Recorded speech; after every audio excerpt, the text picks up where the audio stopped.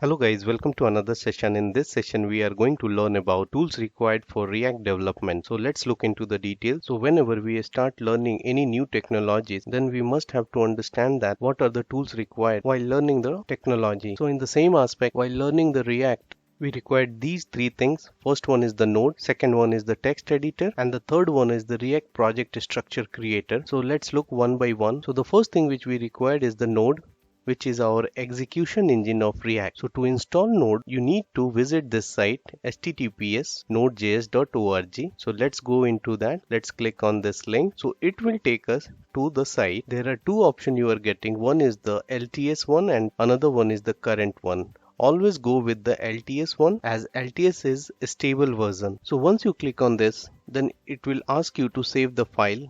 You need to save the file, and once it is being saved, then you need to run this MSI file. This is for Windows installation. If you want to install in other system like Linux and Mac, then you need to go inside the downloads and then you will get other installable file as per your operating system. So you need to download it and run it. So once it is being done, let's proceed further. I haven't run because I have already installed it. So once you have installed the node, then you require a text editor. I prefer Visual Studio Code, so I'm going to explain this one.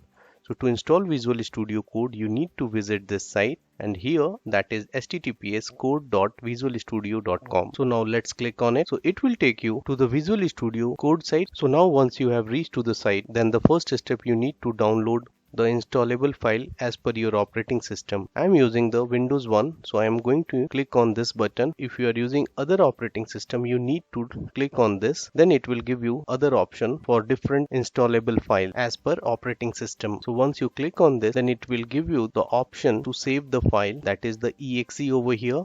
As I have already installed it, so I am not going to save this file, and once it is being saved, then you need to run it and follow the wizard. So now we have installed the required tools for React programming. In the next session, we will talk about React project structure creator, where we will discuss about what are the ways by which we can create the React project.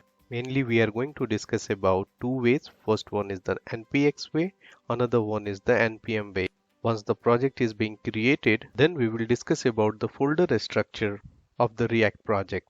So on this note, I am stopping over here. See you in the next session. Till then, bye bye, take care.